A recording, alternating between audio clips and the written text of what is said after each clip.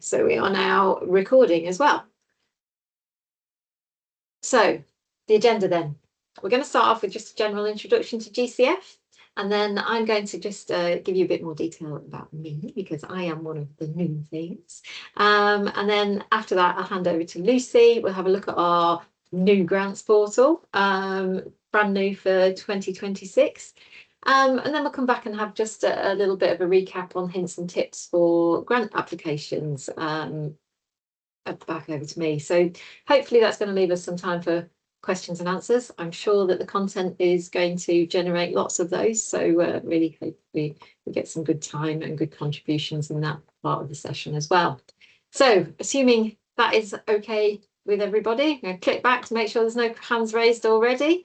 And then we'll move on then. So GCF, Gloucestershire Community Foundation, our vision is to be a place where communities are empowered to be resilient, but prosperous and thriving county. So we fight inequality by investing in Gloucestershire's diverse charitable sector. So we are supporting up to 4,000 charities and groups across Gloucestershire. So we don't really fund into charities. And we are local support. We concentrate very much on supporting local people.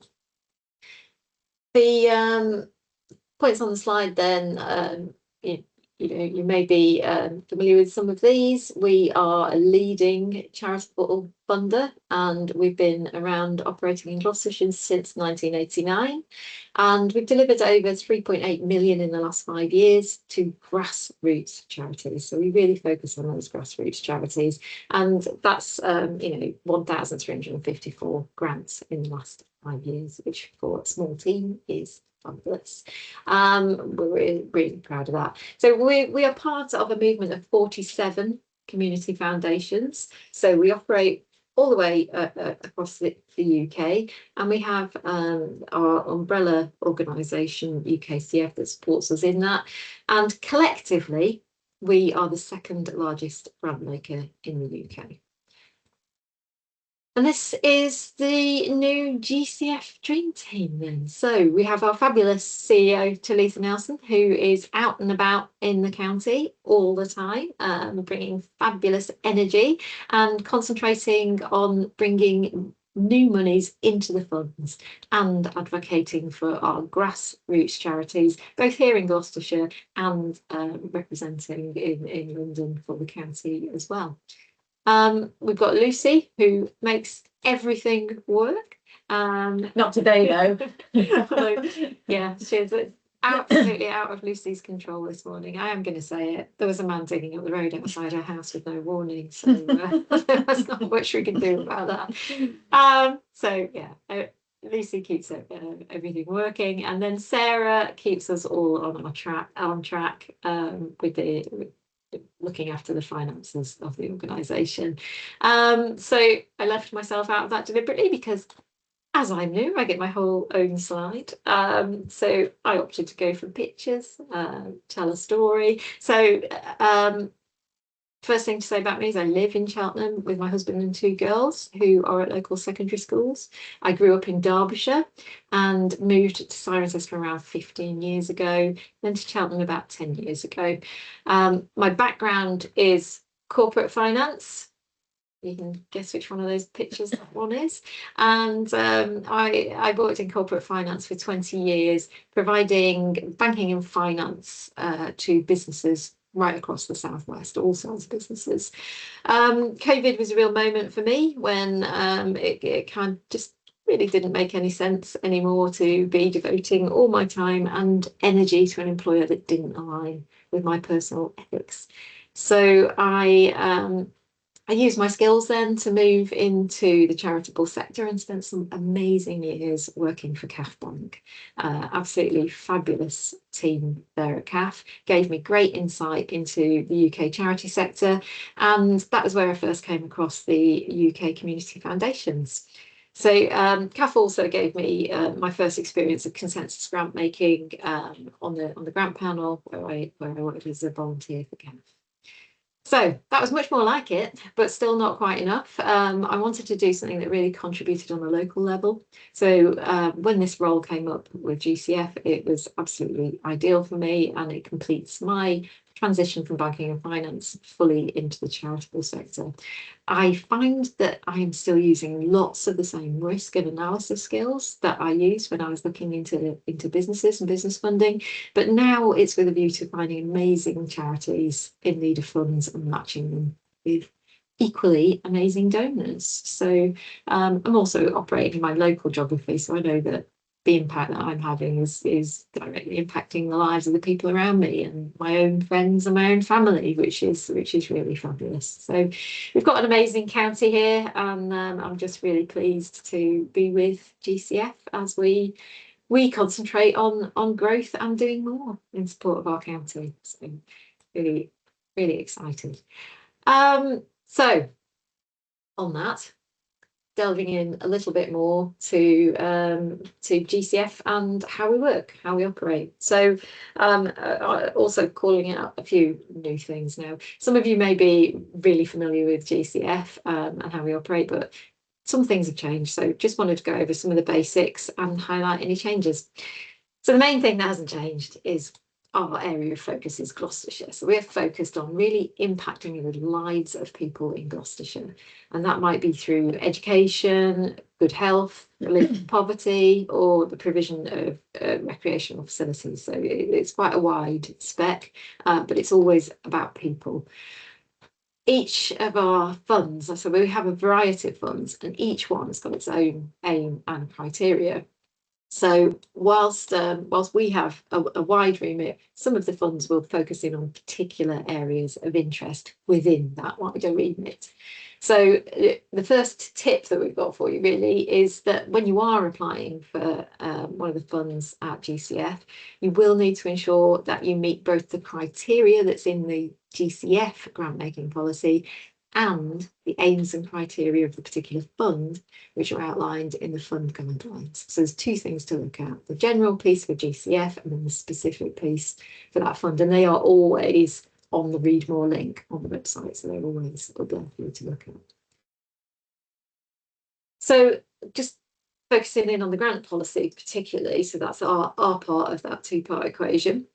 And there are some real basics that we need. So we do need, and I think Lucy's also going to go over some of these bits in part of the application process, but we do need the organisation to be governed by a management committee with at least 3 unrelated officials. We need the organisation to have its own constitution, so to be signed up to the constitution, and have its own bank account in the name of the charity. Or CIC, I keep saying charity, we don't only fund charities, so CICs and clubs as well. The other point on the screen that I think is worth calling out is around the level of reserves. So, you know, some people might look at that and think 3 to 6 months is very small. This part of our policy certainly doesn't mean that we think you should be operating with only 3 months of reserves, but it's more about the charities that we are trying to reach. So we are trying to reach grassroots charities who are really operating at a smaller level and, you know, are really in that critical need of funds. So 3 to 6 is where we focus. Doesn't mean if you've got 7 you're not included, but it probably does mean that 9 months plus you may not be fitting into the pot, because we'll be focusing on those charities with lesser resilience. The final point on the screen is a new point. So that's a new point of policy, is that essentially, to put it the other way around, national organisations that are based in Gloucestershire with an income over 5 million will not be eligible for GCF funds. So that's the criteria for the funds. These are just to give you a quick overview of the funds that we've got in operation at the moment. So for the 2026 programmes, the funds that are on the screen now are all operating 2 rounds per year. they do occasionally get reviewed and changed, but that's what it is for 2026. We've got a few changes of name here. So the GCF Community Fund is, as was, the main grants fund. And it's been changed to better express what this fund is. So the fund remains financed by a collective of private philanthropists and corporates who want to give back to their community. But we felt the name better expresses what is actually being delivered here, which is funds directly into the community. You've also, so you can see, sorry, that one, where are we? We've completed the first round, almost. It closed recently, so we are just going through the lovely process now of letting people know what's available to be funded. And then we've got a second round of that on the 1st of September. The Freemasons Fund, again, we've completed the first round of that. And you can see the Freemasons, as it says on the screen there, they are going to be more focused on disabilities, disadvantaged young people. They focus in on that part. That first round is complete. The second round is going to open on the 7th of October. And then the third of the 2-round funds is the High Sheriff programme. And that really does focus on encouraging young people away from crime. So anything that is looking to support young people to be more involved in their community or around behavioural, mental health, these sorts of things, they're probably going to fall into that fund. Again, we've got a first round completed, and the second round will be, sorry, the second round is now open and will be closing on the 4th of August. So the next slide is the 4th fund, and that's currently doing 1 round a year, and we've completed it for this year. So we'll be looking at it again in May 2027, and that is the Cheltenham Centenary Community Fund, and that's the one, sorry,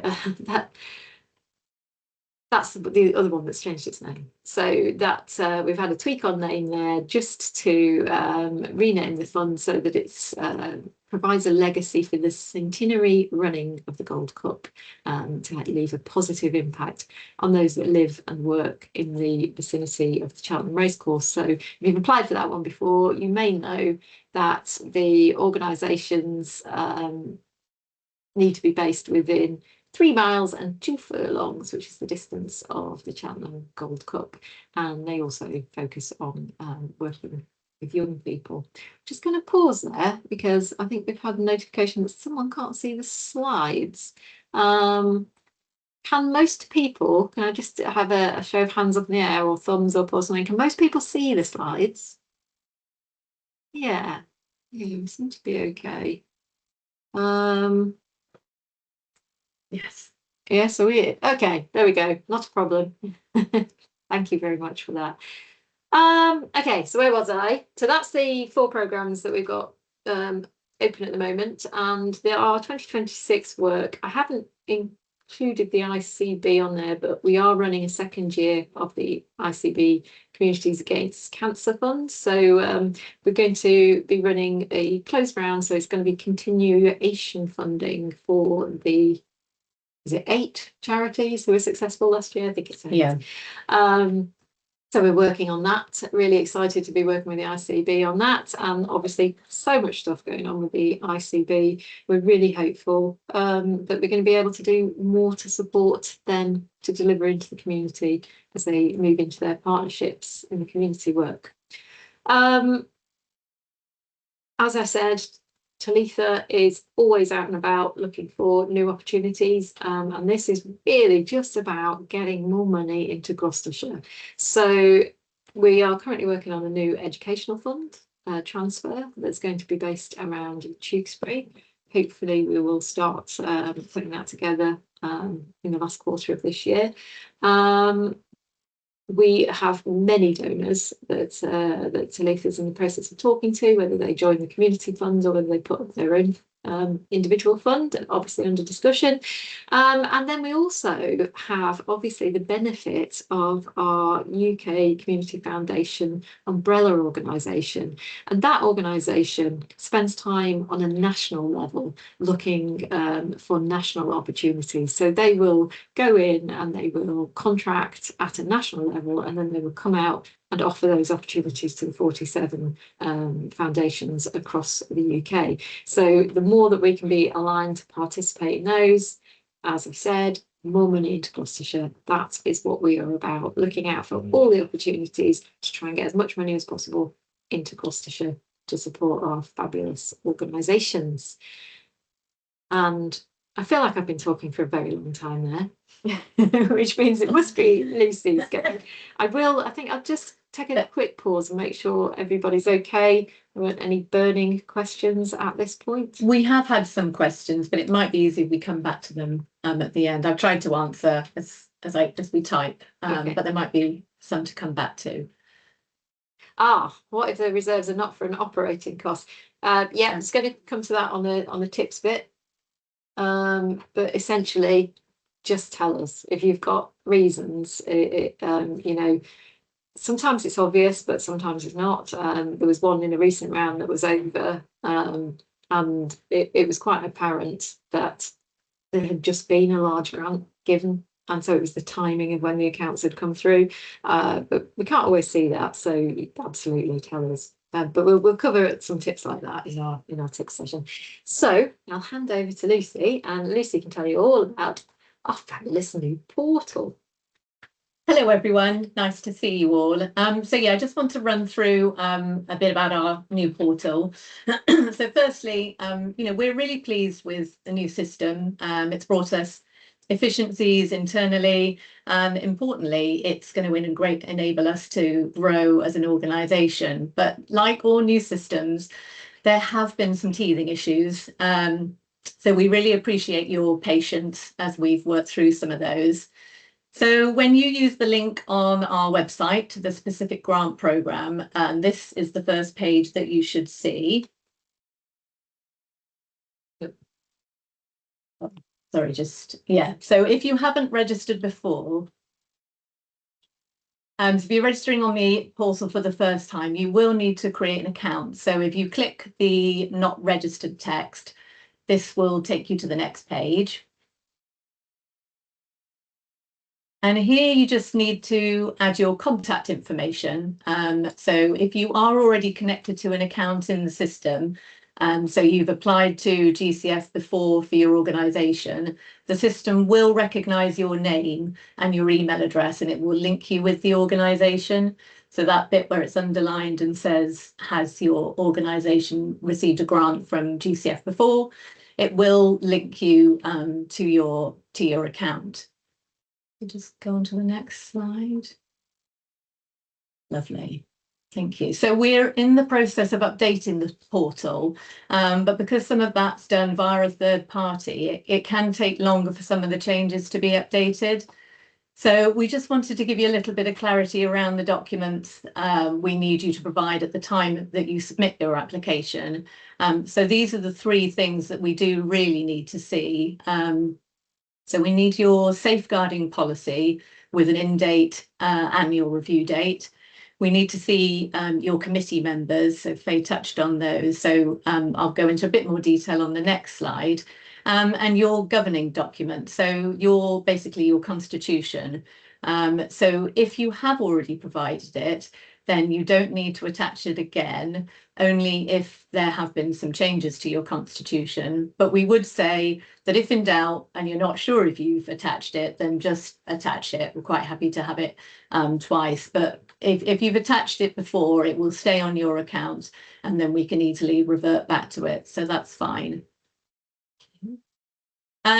So just to go into details around your providing your management committee details. So just to confirm that we need them to be, they should be 3 unrelated individuals, and we just need really a statement saying, confirming their name, their role, their email address, and a statement that says that they are unrelated. So just pop that on a Word document and then you can submit that with your other documents. And if you are awarded a grant, then just to confirm with the paperwork, you'll receive a grant offer via email from Faye. And then at the end of that, we need that to be signed by 2 authorised signatories. So they don't need to be on your bank mandate, but they should be registered on Charity Commission or Companies House if your organisation is registered there. And then the final point is to take a copy of your application. So at the moment, we don't have a way to give you a copy of your application. So do just keep a copy of the questions and your answers separately. And yeah, a little bit more on that on the next slide. So, as I said, we really appreciate your patience, and we've listened to, you know, some of the feedback that we've had about the portal, and we want to make your experience as really as good as it can be. So, some of the things that we've been able to change, we've made the text boxes bigger. So when you go into the application, when you're writing your answer, the text boxes are now much bigger, so you can pop more text in there and you can see it. And then you can also expand the text box itself. So if you grab the bottom right hand triangle, you can pull it down and then you can make it the size that you like. And then at the end of the section, each section, when you fill out your information, we've made that, there's a sentence there that says, just to make sure that you don't tick the box and click save until you've absolutely finished with that section. Because once you have tick the box and press save, you won't be able to go back into that section. So hopefully that makes it a little bit clearer. And then there are just still some outstanding bits that we're still waiting for our IT support to help us with. So around having the word count clear for each question, and then finally the sort of the button so that you can download or print your application. We know that's really important, so we are working on that. So just moving on to the end of project monitoring. So if you've been successful and you've received a grant at the end of the 12 months, so 12 months after receiving your grant, you will receive an email to tell you that your end of project report is due. So you would visit, so there'll be a link in that email. So you click on that link and then you come through to the portal in the same way as you would when you're completing an application. So you just need to click on, so log in. Again, if you haven't already registered, you'd go through the same process I talked you through before. This way you would, once you're into the portal, you just click on My Monitoring Forms, and then it will take you through to the next page. And you'll see something a little bit like that. And it looks very similar to the application form. So it's in sections. So you just need to add your reporting details, and then you can click and submit that. Now, if you do have any queries or issues, then please just contact me or Faye. Really, really happy to talk you through anything. And sometimes it helps just to jump on a call and share screens so that we can see where the issue is. But that's it. That's all from me. Thanks, Faye. Can you see? I feel certain we're going to have some questions about that, but we'll come to it at the end. There's just this one little bit to skip through, which is the grant application tips. So I think since starting in, when was it? April. I think I've done 3 rounds already. Yeah. So so a huge volume, probably nigh on 100 applications. So we'll keep this grant application tips bit going. I learned lots from working with the panels. They have specific things that they're looking for. So it's really good to have this platform to be able to communicate that with you. So the 3 things for this occasion are to clearly describe the project activities. It sounds very, very simple, but obviously you guys really know your project very well, and quite often some of the panel members will be coming in with very little knowledge. I mean, they've got huge knowledge, but occasionally it'll be a charity who've not encountered. So it really helps to have a lot of detail around, you know, how many people are going to be impacted, how are they going to be impacted, have you done a pilot, have you done a survey, what's the background for this particular project, how are you going to ensure that you reach the intended beneficiaries. So you might have eligibility criteria for your project, or you might be getting individuals socially prescribed to your project, or introduced through a third party. But that's a pretty crucial bit, because that helps us to understand that monies are getting to the identified beneficiaries. When it comes to the need, I think we see lots of applications where need is really well described in terms of the cause or in terms of the geography, but I think it's beneficial to think of the need on several different levels. So the need for your cause, and the need for your solution, and the need that it needs to be delivered by you as opposed to any other organisation, and the specific need in the locality, and also the alternative. If you don't do this, how will this need be met? I suspect a lot of the answer there is it won't. But if you can define that, you know, it just helps to focus the mind on the exact situation we're looking at. And the budget, I hesitate on this one because we have, in the new system, we have a budget table, and it is a little bit finicky. So you do have to put an entry into every piece on the budget. So if it's not relevant to you, you do need to put 0 in. But you also need to remember not to put pound sign in. So it's numbers only, and we do need every box filled. So if you get through that, then what we really want to see in that budget is, you know, itemize what you're going to spend the money on, and particularly what other funding you're relying on. What will happen to your project if that funding doesn't come through? So can it be right sized, or do you have a plan B? So that was just some things that were gathered from the 3 rounds so far this year. And like I say, I think hopefully you'll agree that's useful, and hopefully you'll be able to give us some feedback now, and see if that is really the kind of thing you want to hear as we go forward. So that's it in terms of our presentation, and I think we're doing quite well. We've got about 20 minutes to take any Q&A and any thoughts from yourselves. I think, given the number of people, there's nothing in the chat at the moment.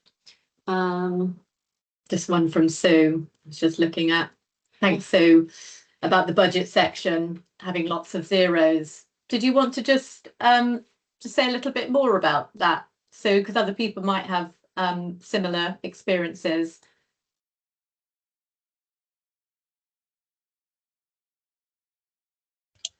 Hi, yes. With some of the funds where you've got a smaller limit, like 2,500, often the activity costs will take most of the grant, and therefore most of the project and administration and all that sort of stuff. I may put the costs in, but the amount requested in the next box will always be 0, because you have to put a number in the box. Yeah. And it recognises the 0. So you'll have the cost information, but it's not necessarily part of the request, because obviously there is a limit to how much in total you're going to fund us. Does that make it clear? Yeah. And I think that kind of, thank you, Sue. I think that speaks to the point that the funders are going to be really keen to know that the whole project is funded and what the whole project cost is. So and not least because occasionally they may give you a bit more.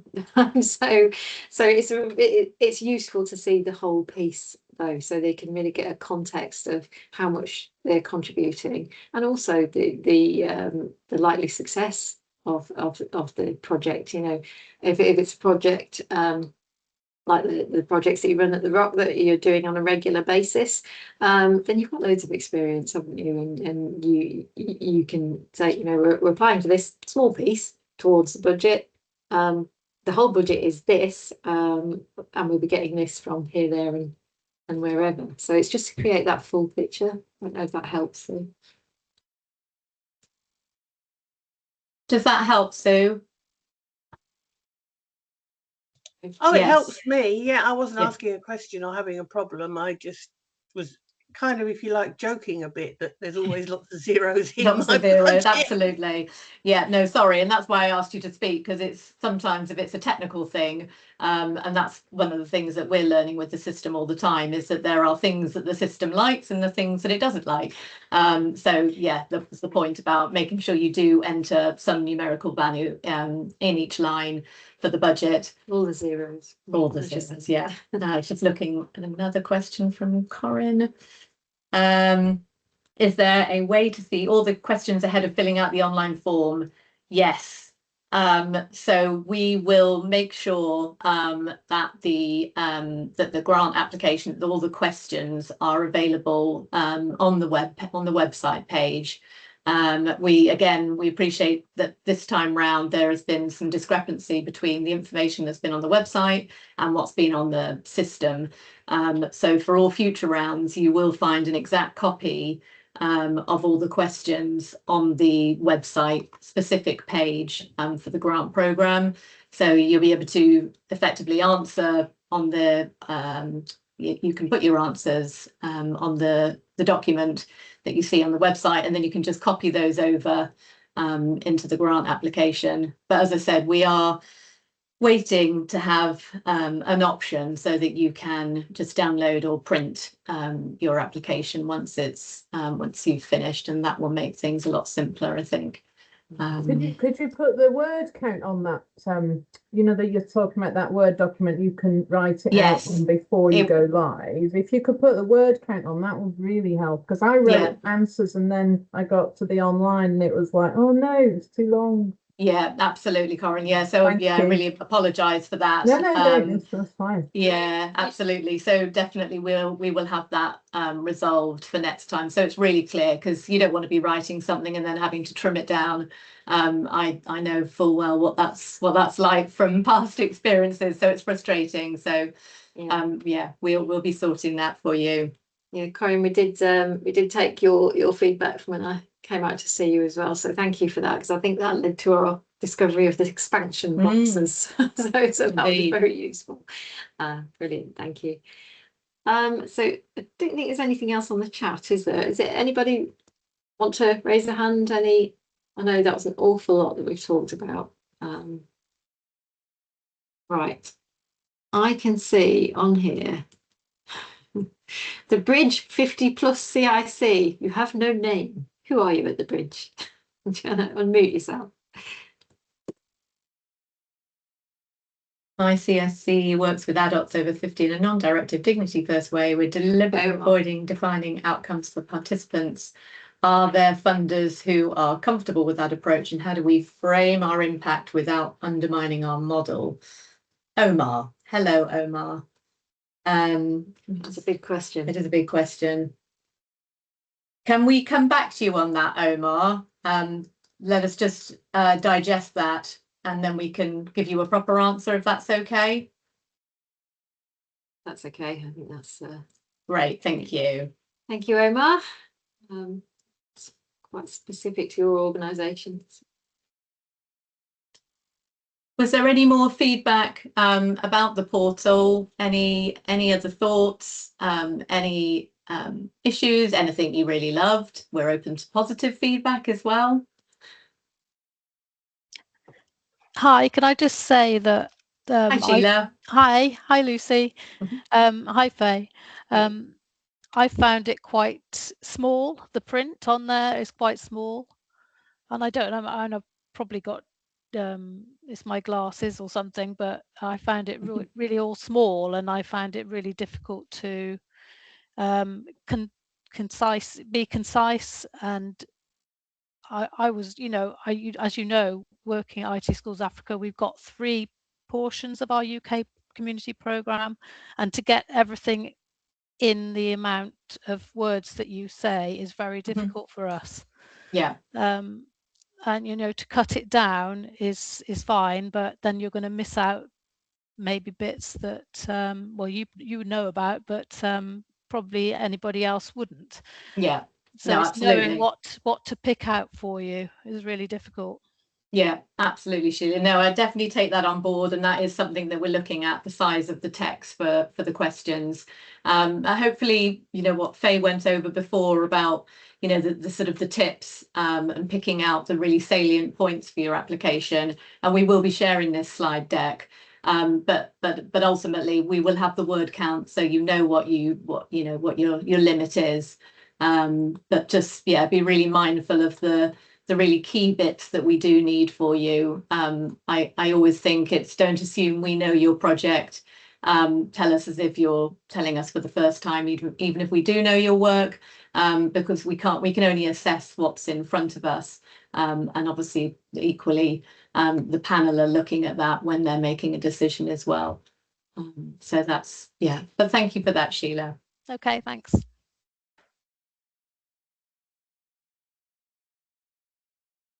So I can't see any more hands. I'm just going to put the presentation back on because there was one last thing to cover off. So we are really keen, and hopefully without people digging up the road next time, to deliver more of these to you. We want to be really present in the community, and we want to be approachable. We want you to be able to ask us questions. You know, we're actually all in this together. We've all got the same objective, which is to get as much money into your organisations to fund the fabulous work that you're doing as we can. So let's keep this going then. We've got a date booked in provisionally for the next one, which is going to be Tuesday the 10th of November, and hopefully 11:30. We thought it'd kind of be a coffee break time, so hopefully that works for you. Might even be a lunch break time if you're that way inclined. And I suppose it's over to you about topic. What you might like to hear. Does anybody have any, I mean, you can always come back to us at a later date, but just, yeah, there were any sort of particular themes or anything you thought would be really useful to talk about as a network? You know, I mean, one of the things we love is bringing everybody together, essentially in a sort of a community space. And, you know, you can chat to each other here, so we could certainly open it out a little bit more, and have more sort of networking. Really, whatever you like, we're really open to your thoughts. So if you've got any ideas, do share them now, or come back to us. Corinne? Somebody's you typing. mentioned on one of your slides about you starting to build up some relationships with the ICB, maybe in November, you know, because we'll be closer to that merger happening, won't we? Maybe you might have some info to share with us about that ICB relationship. Yeah, I think one of the challenges we've got at the moment is people are leaving all the time, so it's quite hard to keep a continuous conversation going. But certainly, as we evolve into whatever's coming next, we have people we're talking to, and we can see if we can get people on to perhaps come and give a bit of an overview. Yeah, so the partners that we work with, quite often very keen to come on.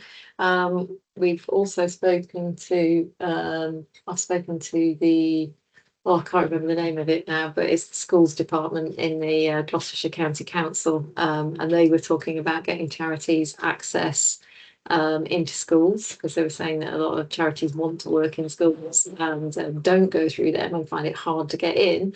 So they certainly said they'd be keen to do something. Racecourse is also keen to come on and talk next year before the launch of their new fund. So yeah, absolutely getting other funders on to talk about what they're doing, and other connecting organisations is certainly something we'll keep an eye on.